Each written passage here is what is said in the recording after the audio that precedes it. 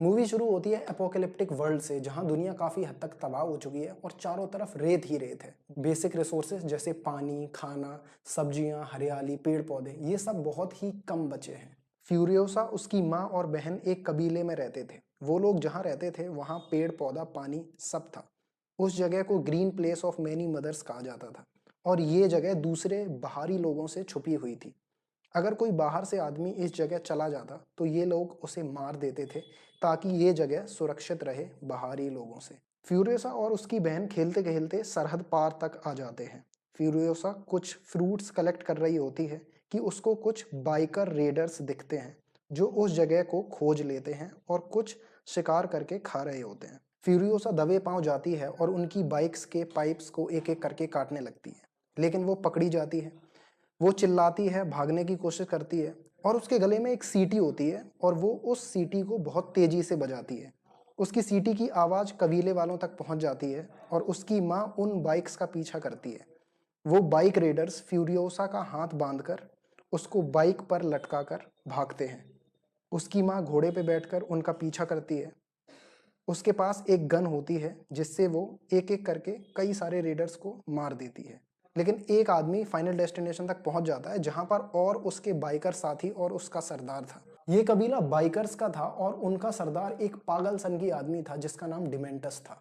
वो बाइकर जो फ्यूरियोसा को किडनैप करके लाया था वो डिमेंटस के पास जा रहा होता है, ग्रीन प्लेस का रास्ता बताने जहां पेड़ पौधे हैं, पानी है, सब है, और फ्यूरियोसा को भी उसके हवाले करने।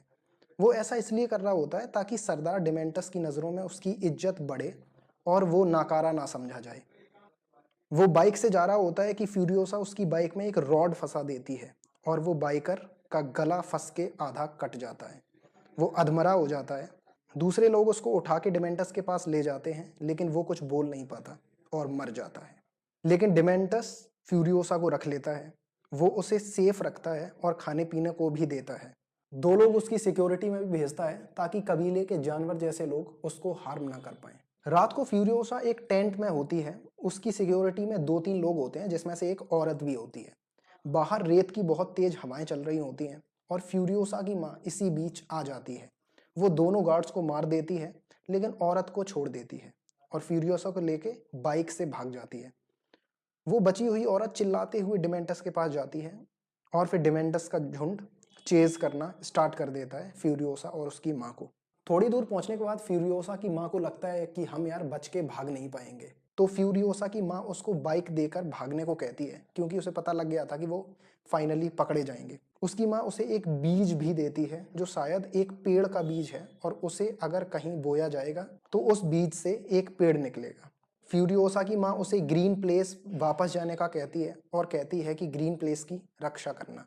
और ये इमोशनल मोमेंट के बाद फ्यूरियोसा की माँ उसे बाइक से आगे भेज देती है और वो वापस रेडर्स की तरफ आ जाती है।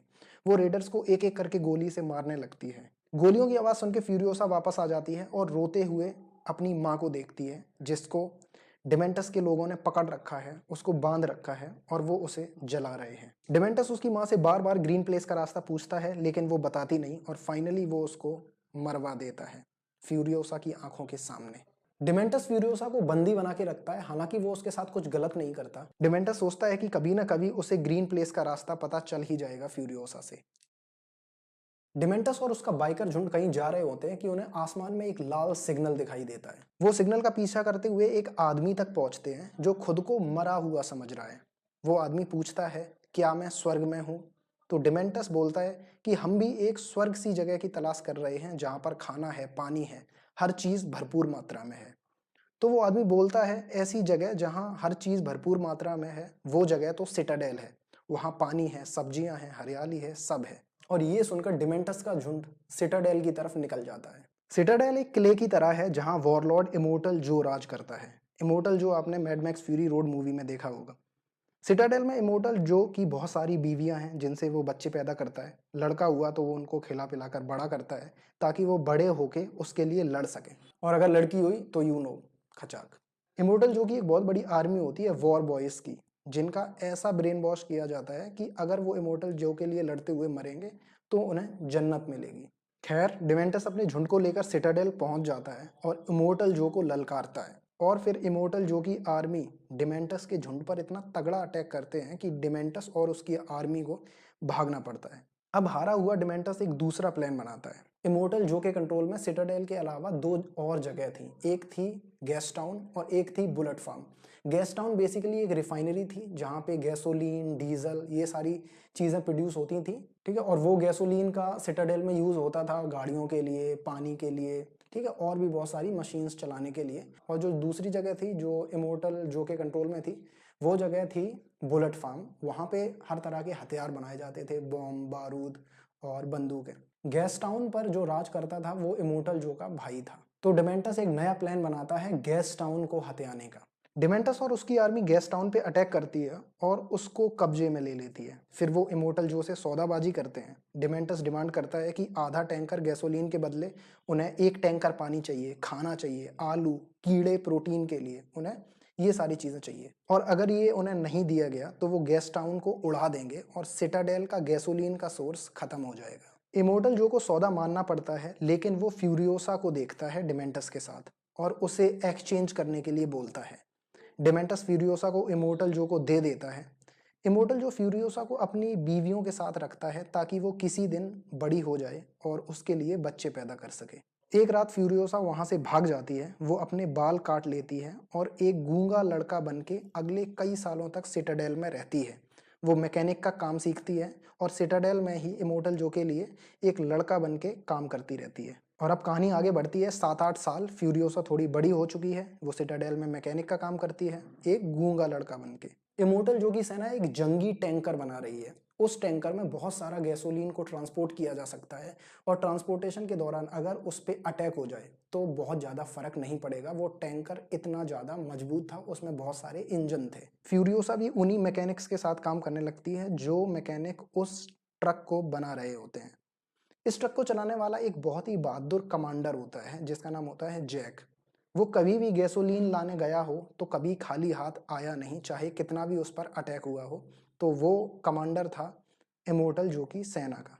जैक का वो वॉर ट्रक रेडी हो चुका था और वो कहीं जा रहे होते हैं। जैक के साथ उसकी पूरी सेना भी होती है और फ्यूरियोसा भी होती है उसी सेना में।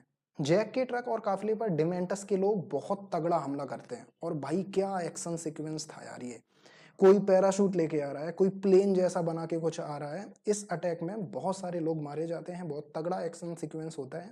फ्यूरियोसा बहुत ही बहादुरी से लड़ती है और फाइनली हर कोई मारा जाता है, सिर्फ जैक और फ्यूरियोसा ही बचते हैं इस अटैक के बाद।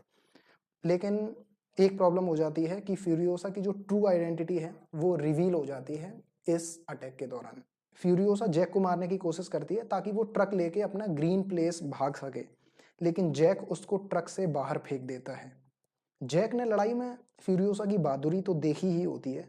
फाइनली जैक उसके पास वापस आता है, उससे बात करता है और फाइनली उसे अपना सेकंड इन कमांड बना लेता है। वो फ्यूरियोसा को ट्रेनिंग देता है और वो कई मिशन एक साथ करते हैं। दोनों एक दूसरे से प्यार करने लग जाते हैं और एक दिन साथ में भागने का वादा भी करते हैं। उधर गेस्ट टाउन में डिमेंटस के खराब रूल की वजह से सब तबाह हो रहा था। इमोर्टल जो उसको खाना पीना तो भेज रहा था, लेकिन उधर से गैसोलीन नहीं आ रहा था। इससे परेशान होकर इमोर्टल जो गेस्ट टाउन पर अटैक करने का डिसाइड करता है। वो जैक और फ्यूरियोसा को बुलेट फार्म भेजता है जहां बहुत सारे बारूद, बॉम्ब्स और वेपन्स बनाए जाते हैं। और जैक और फ्यूरियोसा का काम होता है कि वो बहुत सारे बारूद, वेपन्स बुलेट फार्म से लेके आए ताकि इमोर्टल जो की आर्मी डिमेंटस पे अटैक कर सके। जैक और फ्यूरियोसा बुलेट फार्म पहुंचते हैं, लेकिन वहां जाकर देखते हैं कि वहां के सारे लोग ऑलरेडी मारे जा चुके हैं। तो हुआ ये था कि जैक और फ्यूरियोसा के पहुंचने से पहले ही डिमेंटस ने बुलेट फार्म पे अटैक कर दिया था और पूरे बुलेट फार्म को अपने कंट्रोल में ले लिया था। और अब लड़ाई शुरू होती है जैक और फ्यूरियोसा की आर्मी और डिमेंटस की आर्मी के बीच में। बहुत देर तक लड़ाई चलती है, सारे लोग मारे जाते हैं, लेकिन जैक और फ्यूरियोसा वहां से निकल भागते हैं बच के। डिमेंटस और उसका झुंड उन दोनों का पीछा करता है और फाइनली उन्हें पकड़ लेता है। डिमेंटस फ्यूरियोसा को एक हाथ में चेन बांधकर उसको हवा में लटका देता है और उसकी आंखों के सामने जैक को बाइक से बांधकर घसीट घसीट कर मार देता है। रात को फ्यूरियोसा अपना बंधा हुआ हाथ काट कर भाग जाती है और सिटाडेल पहुंचती है। वहां पहुंचकर वो एक मैकेनिकल प्रोस्थेटिक हाथ बनाती है और अपने हाथ में पहन लेती है। और अब टाइम था फाइनल शो का। डिमेंटस पहले ही गैस टाउन और बुलेट फार्म पे अपना कब्जा कर चुका था और अब उसकी आर्मी बढ़ रही है सिटाडेल की तरफ, एक फाइनल अटैक करने सिटाडेल पर और वहां पर भी कब्जा करने। लेकिन सिटाडेल का किला छोटा मोटा नहीं है, उसको भेदना बहुत ही मुश्किल था।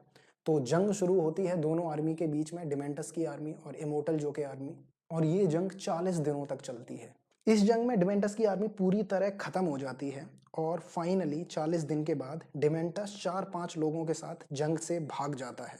फ्यूरियोसा उसका पीछा करती है, वो एक एक करके उसके साथियों को मार देती है और डिमेंटस को फाइनली पकड़ लेती है अकेले में सुनसान रेगिस्तान के बीच में। लेकिन डिमेंटस बहुत ही बड़ा संकी होता है, उसको मरने का कोई डर नहीं होता है। वो फ्यूरियोसा को टॉन्ट मारता है और बोलता है कि तुम मुझे कैसे भी मार दो, मुझे बिल्कुल दर्द नहीं होगा।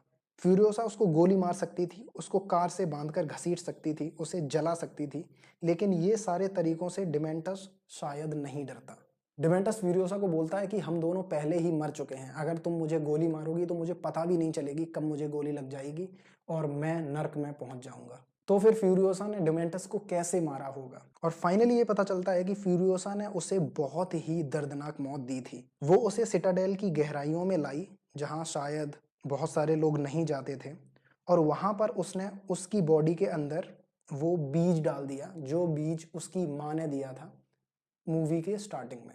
उस बीज से डिमेंटस की बॉडी से होते हुए एक पेड़ निकला और वो पेड़ डिमेंटस की इंसानी मिट्टी से निकला हुआ था। डिमेंटस जिंदा था लेकिन असहाय था, कीड़े उसे नोच नोच कर खा रहे थे और वो हिल भी नहीं सकता था क्योंकि पेड़ उसके शरीर से निकला हुआ था। और फाइनली उस पेड़ में से एक फल निकलता है और फ्यूरियोसा उस फल को तोड़ती है और बाकी जो बीवियां होती हैं इमोर्टल जो की, उनको भी ये फल खिलाती है। तो फाइनली फ्यूरियोसा का वेंजेंस खत्म होता है और वो अपने अगले मिशन पर निकल पड़ती है और यहीं से ही स्टोरी शुरू होती है mad max fury road movie की, जो कि 2015 में आई थी। अगर आपने नहीं देखी है तो यार बहुत अच्छी मूवी है, वो आप देख सकते हो। और फाइनली उस मूवी में यही होता है कि कहानी यहाँ से आगे कंटिन्यू होती है।